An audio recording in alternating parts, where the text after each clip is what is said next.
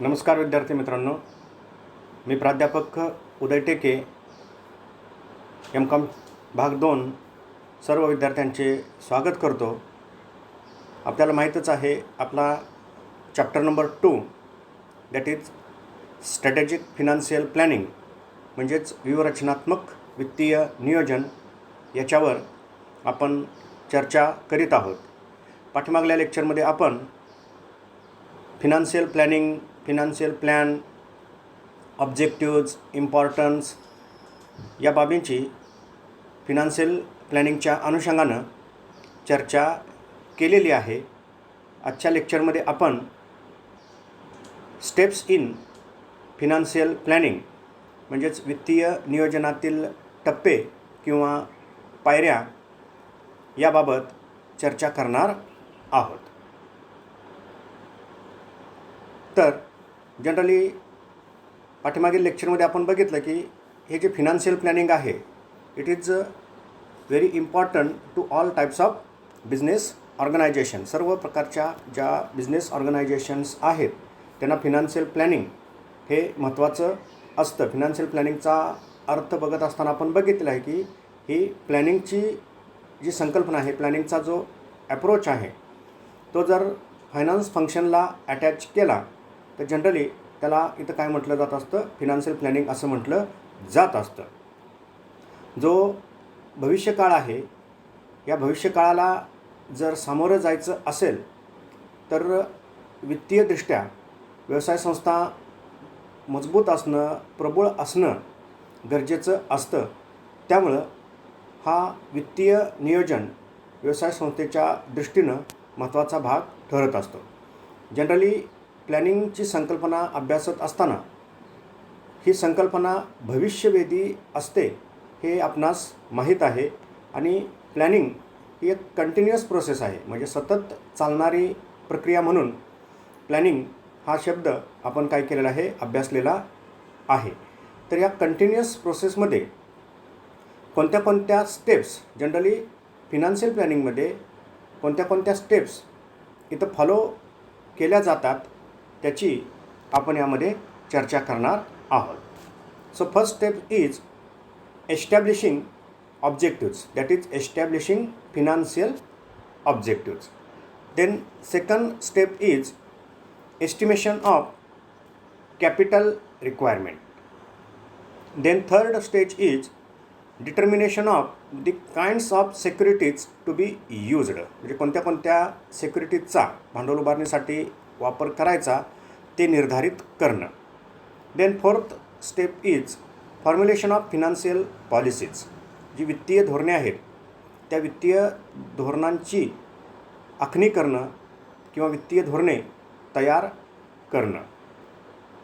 Fifth step is forecasting, म्हणजे भविष्यकालाचा अंदाज शास्त्रोक्त पद्धतीनं बांधणं. त्या अर्थानं फोरकास्टिंग, पूर्वानुमान असं त्याला मराठीमध्ये म्हटलं जातं, त्या दृष्टीनं फोरकास्टिंग करणं.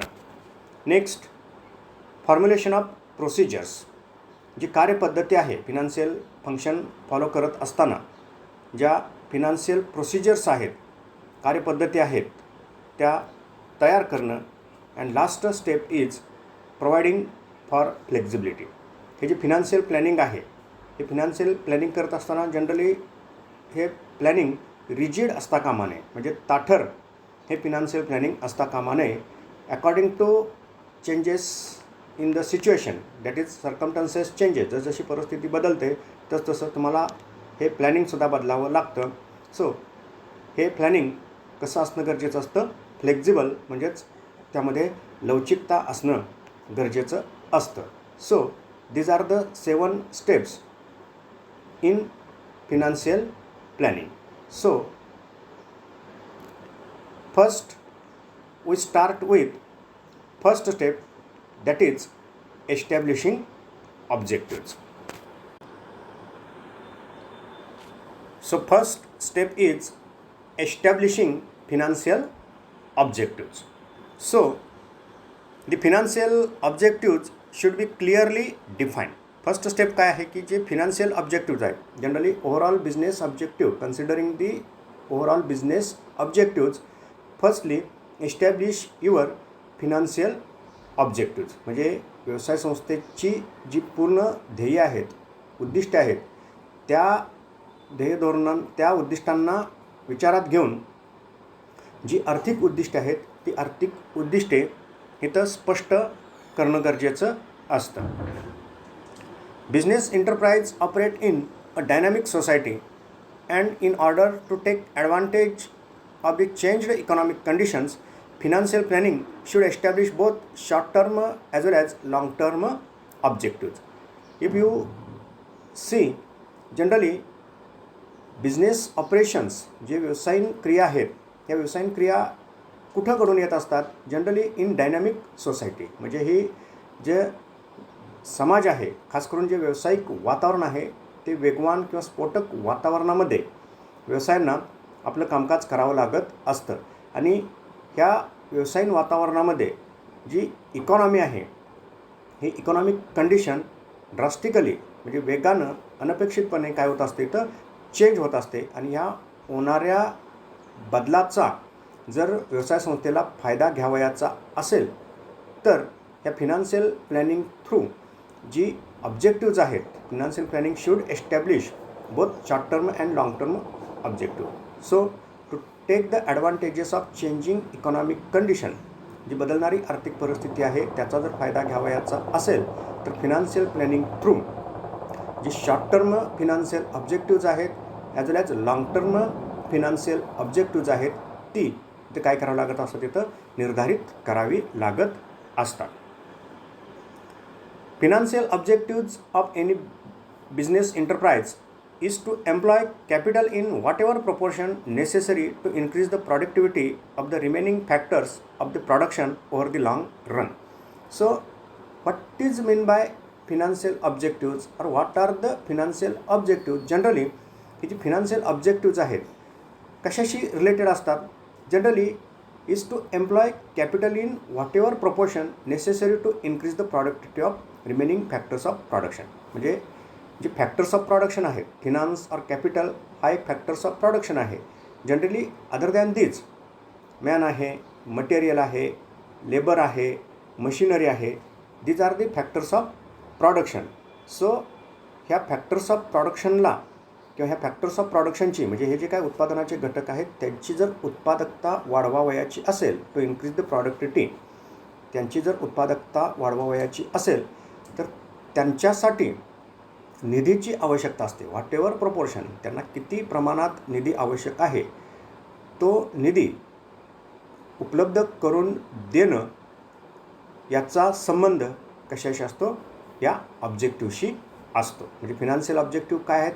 जे रिमेनिंग फॅक्टर्स ऑफ प्रोडक्शन आहेत त्यांची प्रॉडक्टिव्हिटी वाढवण्यासाठी आवश्यक असणारं जे वित्त आहे, आवश्यक असणारा जो निधी आहे तो निधी योग्य त्या प्रमाणात त्या फॅक्टर्स ऑफ प्रोडक्शनना उपलब्ध करून देणं हा फिनान्शियल ऑब्जेक्टिव्हचा एक महत्त्वाचा काय असतो इथं भाग असतो. किंवा हे फिनान्शियल ऑब्जेक्टिव्ह ठरवत असताना या फॅक्टर्स ऑफ प्रोडक्शनच्या निधीच्या आवश्यकतेचा यामध्ये विचार केला जात असतो. The long run goal of any firm is to use capital in correct proportion. So long term objective काय आहे की जे कॅपिटल आहे लाँग रनमध्ये करेक्ट प्रोपोर्शनमध्ये इथं वापरलं जाणं गरजेचं असतं. आपण सुरुवातीच्या टप्प्यात पहिल्या चॅप्टरमध्ये बघितलं की every capital has its cost. म्हणजे प्रत्येक कॅपिटलचा जो सोर्स आहे त्याची काय असते तर कॉस्ट असते. जर तो लाँग रन सोर्स असेल तर लाँग रन ती कॉस्ट व्यवसाय संस्थेला काय करावं लागत असते तर बिअर करावी लागत असते. त्यामुळं लाँग रन कॅपिटल जे रेज केलेलं आहे त्या प्रपोर्शनमध्येच ते कॅपिटल व्यवसाय संस्थेनं इथं काय केलं गेलं पाहिजे, इथं वापरलं गेलं पाहिजे. त्याचा विचार इथं ऑब्जेक्टिव्ज निर्धारित करत असताना केला जात असतो. The concern should take advantage of prevailing economic situation.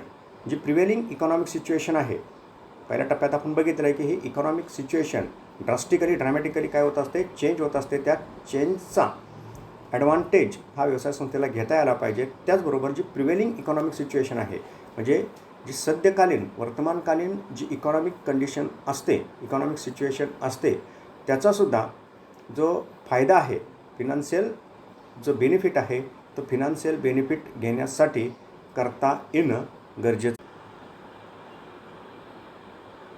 Next step is estimation of capital requirement, म्हणजे भांडवली गरजांचा अंदाज करणे. Capital is mandatory for various needs of the business. Separate assessment is to be made of the requirement of fixed and working capital. Fixed capital is needed for acquiring fixed assets such as land and building, plant and machinery, furniture, etc. It is blocked in long time or blocked for a long time. Working capital is essential for holding current assets like stock, bills receivables, etc. and cash for meeting day-to-day expenses for running the business. Hence, under this stage, the estimation of capital requirement is done. For estimation of capital requirement, the capital needed for fixed investment and capital for working capital is to be considered here. म्हणजे भांडवली गरजांचा अंदाज बांधत असताना जे स्थिर भांडवल आहे किंवा कायमस्वरूपी जी भांडवलाची गरज आहे त्याचा विचार केला जातो आणि त्याचबरोबर जे खेळत्या भांडवलाची आवश्यकता आहे, गरज आहे, त्याचा यामध्ये विचार केला जात असतो. फिक्स्ड कॅपिटल रिक्वायरमेंट कन्सिडर करत असताना म्हणजे स्थिर स्थावर भांडवलाचा अंदाज बांधत असताना ज्या फिक्स्ड असेट्स आहेत like land and building, plant and machinery, premises, furniture याची रिक्वायरमेंट काय आहे त्याचा इथं विचार केला जात असतो. कारण हे लाँग टर्मसाठी म्हणजे दीर्घ कालावधीसाठी हे भांडवल काय होत असतं, ब्लॉक होत असतं. आणि त्याचबरोबर जे डे टू डे ऑपरेशन्स आहेत, generally it is called as working capital. Working capital that is mean the current asset, holding of the current asset, generally stock, bills receivable. So the capital blocked in such types of asset, generally it is called as working capital. तर यामध्ये म्हणजे स्टॉकमध्ये, bills रिसिवेबलमध्ये किती amount इथं block होणार आहे त्याचा विचार करून जी टोटल कॅपिटल रिक्वायरमेंट आहे ती टोटल कॅपिटल रिक्वायरमेंट यामध्ये काय केली जात असते, निर्धारित केली जात असते. Then next step is determination of the kinds of securities to be issued. तर कोणत्या प्रतिभूतींच्या माध्यमातून भांडवल उभारणी करायची ते या स्टेपमध्ये काय केलं जातं, निर्धारित केलं जातं. Generally a company can issue equity shares, preference shares and debentures to raise long-term funds. The types and proportion of securities to be issued should be properly determined. In short, company needs to decide its capital structure. So, in this step, company काय करत असते, deciding the capital structure म्हणजे भांडवल रचना या स्टेपमध्ये काय केली जाते, निर्धारित केली जाते. Generally capital requirements for long term purpose आहे की शॉर्ट टर्म पर्पज आहे. Generally for the long term purpose कोणत्या सिक्युरिटीज इश्यू केल्या जातात, equity shares, preference shares as well as debentures या सिक्युरिटीज इश्यू केल्या जात असतात. त्याचबरोबर जे शॉर्ट टर्म पर्पजसाठी कॅपिटल असेल तर त्यासाठी ज्या फिनान्शियल इन्स्टिट्यूशन्स आहेत किंवा तुमच्या ज्या बँका आहेत त्यांच्याकडून कॅश क्रेडिट, ओव्हरड्राफ्ट फॅसिलिटीचा वापर करून ज्या शॉर्ट टर्म कॅपिटल रिक्वायरमेंट आहेत त्या शॉर्ट टर्म कॅपिटल रिक्वायरमेंट काय केल्या जात असतात, तिथं पूर्ण केल्या जात असतात. सो हे जे सिक्युरिटीचा टाईप आहे ॲज वेल ॲज त्याचं जे काही प्रोपोर्शन आहे हे निर्धारित करणं या टप्प्यामध्ये निश्चित होत असतं, याचं निर्धारण या टप्प्यामध्ये होत असतं. Next, formulation of financial policies. तर जी वित्तीय धोरणे आहेत ती वित्तीय धोरणे निश्चित करणे किंवा निर्धारित करणे. So financial policies are guides to all action which deals with procuring, administrating and distributing the funds of the business firm. These policies may be classified into several broad categories. So, what mean by financial policies? Generally, these are the guiding principles. These are the general statement. एक प्रकारची एक तत्व असतात, एक प्रकारची ही विधानं असतात की ज्याच्या थ्रू जे ॲक्शन्स आहेत, ज्या कृती आहेत, जनरली प्रोक्युरिंगशी संबंधित म्हणजे भांडवल प्राप्त करण्याशी संबंधित, भांडवलाचं प्रशासन ॲडमिनिस्ट्रेशनशी संबंधित आणि जो निधी आहे त्याचं जे काही डिस्ट्रीब्युशन आहे, ह्या ज्या 3 क्रिया आहेत, procuring, administrating as well as distributing of the financial sources, या कृतीच्या अनुषंगानं त्या कृती कशा कराव्यात, guiding principles or generally these are the guiding statements असतात की ज्याच्या थ्रू ह्या कृती व्यवसाय संस्थेमध्ये काय होत असतात तिथं घडून येत असतात. So this policies may be classified into, या ज्या पॉलिसीज आहेत त्याचं क्लासिफिकेशन कशामध्ये केलं जातं? First, policies governing the amount of capital required by the firm to achieve their financial objectives. So पहिल्या पॉलिसीचा ग्रुप कोणता असतो? जनरली कॅपिटल रिक्वायरमेंट, बिझनेस ऑर्गनायझेशनचे जे फिनान्शियल ऑब्जेक्टिव्ज आहेत त्याच्यासाठी कॅपिटल रिक्वायरमेंट किती असेल, ती कॅपिटल रिक्वायरमेंट कशी निर्धारित करायची, त्या अनुषंगानं इथं पॉलिसीज तयार केलेल्या असतात. Second, policies to achieve and determine control by the parties who furnish the capital. So जे कॅपिटल प्रोव्हायडर्स आहेत, these are the financiers or investors, म्हणजे व्यवसाय संस्थेला फायनान्स पुरवणारे, व्यवसाय संस्थेमध्ये गुंतवणूक करणारे जे गुंतवणूकदार आहेत त्यांना इथं काय करायचं, निश्चित करायचं, म्हणजे आपले गुंतवणूकदार कोण आहेत, डिटर्मिनेशन ऑफ फायनान्शियल पार्टीज, म्हणजे त्यांना निर्धारित करायचं. त्याचबरोबर त्यांना व्यवसाय संस्थेकडं आकर्षित करायचं, त्यांना व्यवसाय संस्थेकडं कॅच करायचं, त्यांचा जो विश्वास आहे तो विश्वास काय करायचा, इथं जिंकायचा. त्या अनुषंगानं पॉलिसीज निर्धारित करणं. देन policies which act as a guide in the use of डेप्ट ऑर इक्विटी कॅपिटल. हे जे डेप्ट कॅपिटल आहे किंवा इक्विटी कॅपिटल आहे, सो त्याचा विनियोग कसा करायचा, यूज ऑफ डेप्ट ऑर इक्विटी कॅपिटल, तर त्या अनुषंगानं या पॉलिसीज तयार केलेल्या असतात. Next, policies which guide management in the selection of source of funds. So number of source आहेत, फंड्स रेज करण्याचे नंबर ऑफ सोर्स असतात. So which source to be selected, कोणता सोर्स यामध्ये सिलेक्ट करायचा, तो निश्चित करायचा, या अनुषंगानं जे गायडन्स पॉलिसीज आहेत, मॅनेजमेंटला इथं मार्गदर्शन करणाऱ्या पॉलिसीज इथं निर्धारित यामध्ये केल्या जातात. Then policies which govern credit and collection activities of an enterprise. हा एक महत्त्वाचा भाग असतो.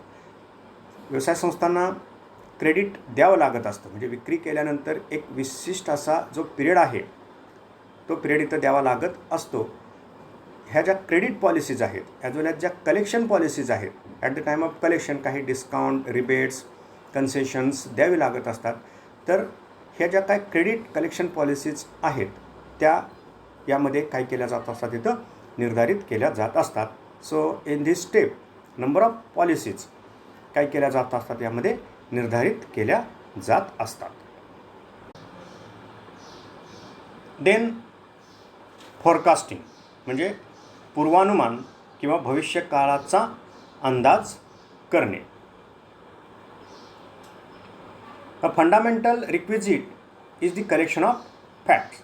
So planning is future oriented activity. आपल्याला माहीत आहे की नियोजन हे भविष्यवेधी असतं. भविष्यकाळात म्हणजे आपल्याला नेमकं काय करायचं आहे, काय ध्येय आहेत, काय उद्दिष्टे आहेत, काय ॲक्शन प्लॅन्स आहेत, हे प्लॅनिंग प्रोसेसमध्ये ठरवलं जात असतं. So fundamental requirement for financial planning, financial प्लॅनिंगसाठी फंडामेंटल रिक्वायरमेंट काय असते, कलेक्शन ऑफ फॅक्ट्स, म्हणजे जो डेटा आहे, जी रिॲलिटीज आहेत, generally it is called as information, भविष्यावर परिणाम करणारे जे काही घटक आहेत ते उपलब्ध असणं हे फिनान्शियल प्लॅनिंगचा काय असतो, एक बेस असतो किंवा आधार असतो. But where financial plan concern the future and facts are not available. Financial management is required to forecast the future in order to predict the variability of factors influencing the type and policies the enterprise formulates. So, the facts generally plans concern with future. जे plans आहेत त्याचा संबंध कशाशी असतो, फ्युचरशी असतो. So जे facts आहेत 100% accurate facts are not available. तर फॅक्ट्स जे आहेत ते अवेलेबल होत नाहीत. So financial management is required to forecast the future. So जे भविष्य आहे, फोरकास्ट द फ्युचर, जनरली जे नंबर ऑफ फॅक्टर्स आहेत जे व्यवसाय संस्थेवर प्रभाव टाकणार आहेत त्याची जी व्हेरिएबिलिटी आहे, म्हणजे त्यामध्ये कोणते चेंजेस होऊ शकतात.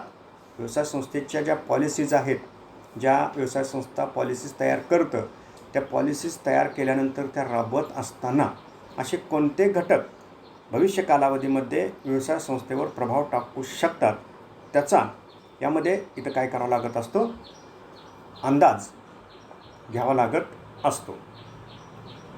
दिस involves a thorough study of company's past performance to identify trend. So जर फ्युचर म्हणजे भविष्य कालावधीचा जर अंदाज घ्यावयाचा असेल तर व्यवसाय संस्थेचा जो पास्ट परफॉर्मन्स आहे त्याचा जो इन डिटेल थोरॉ स्टडी जो आहे तो स्टडी यामध्ये करणं गरजेचं असतं की जेणेकरून भूतकाळावरून म्हणजे past performance expected in future म्हणजे भविष्य कालावधीमध्ये सुद्धा असाच परफॉर्मन्स अपेक्षित आहे. तर भूतकाळात काय परिस्थिती होती त्याच्या आधारे भविष्य काळातील परिस्थितीचा यामध्ये अंदाज घेता येतो. These trends are projected into the future and modified taking into account events or trends expected to occur in future. तर भूतकालावधीमधले ज्या घटना आहेत त्याचा एक भविष्यकाळात अंदाज बांधून हेच भविष्य कालावधीमध्ये घडेल. Trends are projected in future. अशीच परिस्थिती भविष्य कालावधीमध्ये सुद्धा फेस करता यावी म्हणजे फेस करावी लागेल याचा विचार करून जे मॉडिफिकेशन आहे म्हणजे भूतकाळातील परिस्थितीत भविष्यात 100% तशीच असेल असं नाही, त्यामध्ये काही मॉडिफिकेशन्स प्रिडिक्ट करून भविष्य कालावधीचा यामध्ये काय केला जात असतो तर अंदाज बांधला जात असतो.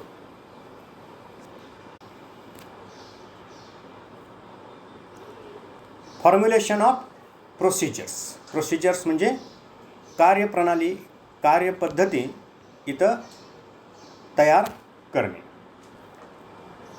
Financial planning are broad guides which to be executed properly must be translated into detailed procedure. So planning जर इम्प्लिमेंट करायचं असेल फक्त ते ऑन पेपर असता कामा नये, त्याचं प्रॉपर इम्प्लिमेंटेशन झाल्याशिवाय जे एक्सपेक्टेड रिझल्ट आहेत, अपेक्षित जे रिझल्ट आहेत ते इथं मिळत नाहीत. सो प्लॅन जर एक्झिक्यूट करायचा असेल, properly execution of planning, then it must be translated into detailed procedure. जे काय प्रोसिजर्स आहेत त्या प्रोसिजर्स तयार कराव्या लागतात. If a policy is to raise short term funds from banks, then the procedure should be laid to approach the lenders and the persons authorized to initiate such actions. Suppose जर policy तयार केलेली असेल to raise short term funds म्हणजे अल्प कालावधीसाठी जर निधी बँकाकडून प्राप्त करावयाचा आहे, अशा अनुषंगानं जर पॉलिसी तयार केलेल्या असतील तर प्रोसिजर पण त्याला अनुषंगानं कोणती असेल, the procedure should be laid to approach the lenders and the persons authorised to initiate such actions. So procedure कशा असल्या पाहिजेत तर जनरली जे शॉर्ट टर्म लेंडर्स आहेत म्हणजे ज्यांच्याकडून तुम्हाला अल्पकालीन भांडवल उपलब्ध होणार आहे त्यांना इथं काय झालं पाहिजे, अप्रोच झालं पाहिजे, म्हणजे त्यांच्याशी तुमचा कॉन्टॅक्ट झाला पाहिजे. सो हे जे निगोशिएशन आहे, म्हणजे त्यांच्याबरोबरचा व्यवहार नेमका कसा करायचा या अनुषंगाने प्रोसिजर्स तयार केल्या गेल्या पाहिजेत. जे ॲथोराइज्ड पर्सन्स आहेत व्यवसाय संस्थेमधले, ते ॲथोराइज्ड पर्सन्स इथं निश्चित केले पाहिजेत. त्यांना तशा पद्धतीचं ट्रेनिंग, त्यांना तशा पद्धतीच्या ॲथॉरिटीज देऊन मग ही जी काय लेंडिंगची प्रोसेस आहे, शॉर्ट टर्म फंड जो आहे तो फंड जर तुम्हाला त्या लेंडर्सकडून, म्हणजे जे फंड प्रोव्हायडर आहेत त्यांच्याकडून जर तुम्हाला रेज करायचा असेल तर त्या अनुषंगानं तुम्हाला या प्रोसिजर्स तयार कराव्या लागतील. And lastly, providing for flexibility. So financial planning हे कसं असलं पाहिजे, फ्लेक्झिबल असलं पाहिजे. तर त्याच्यामध्ये ही तरतूद जी आहे, लवचिकता असणं गरजेचं असतं. The financial planning should ensure proper flexibility in objectives, policies and procedures to adjust according to the changing economic situation. So, ही फ्लेक्झिबिलिटी कशामध्ये असणं गरजेचं आहे, in the objectives as well as policies and as well as procedures. का, generally according to change in economic situation, जशी economic situation बदलते तसे तुम्हाला तुमचे जे ऑब्जेक्टिव्ज आहेत, तुमच्या पॉलिसीज ॲज वेल ॲज प्रोसिजरसुद्धा चेंज कराव्या लागतात. The changing economic environment may offer new opportunities also. So changing economic environment हे जे बदलतं व्यवसायिक किंवा आर्थिक पर्यावरण आहे, यामधून ज्या नवीन संधी आहेत त्या नवीन संधीसुद्धा तुम्हाला इथं मिळू शकतात. त्यातून तुमच्या ज्या काय उद्दिष्ट, तुमची जी काय म्हणजे व्यवसाय संस्थेची जी उद्दिष्ट आहेत, एम्स, ऑब्जेक्टिव्ज आहेत, त्यामध्ये सुद्धा तुम्ही काय करू शकता, इथं बदल करू शकता. अधिक संधी जर मिळत असतील तर ॲटोमॅटिक तुम्हाला तुमचा जो प्लॅन आहे, प्लॅनिंग आहे, ते काय करावं लागेल, इथं चेंज करावं लागेल, बदलावं लागेल. The business should be able to make use of such situations for the benefits of the concern. So हे ज्या चेंजिंग सिच्युएशन्स आहेत, त्या चेंजिंग सिच्युएशनचा फायदा व्यवसाय संस्थेनं काय केला पाहिजे, उचलला पाहिजे. So taking the advantages of changing situation, जर तुम्हाला बदलत्या परिस्थितीचा फायदा घ्यायचा असेल तर generally financial planning required flexibility. तर त्या फिनान्शियल प्लॅनिंगमध्ये काय असणं गरजेचं आहे, लवचिकता असणं गरजेचं आहे. A rigid financial planning will not let the business use new opportunities. Suppose flexibility नसेल, generally it is called as rigid financial planning. म्हणजे तुमचं जर फिनान्शियल प्लॅनिंग, म्हणजे व्यवसाय संस्थेचं फिनान्शियल प्लॅनिंग जर ताठर असेल तर ॲटोमॅटिकली ज्या नवीन संधी आहेत, या नवीन संधी कॅच करणं व्यवसाय संस्थेला इथं शक्य होत नाही. त्यामुळं त्यामध्ये फ्लेक्झिबिलिटी असणं गरजेचं असतं.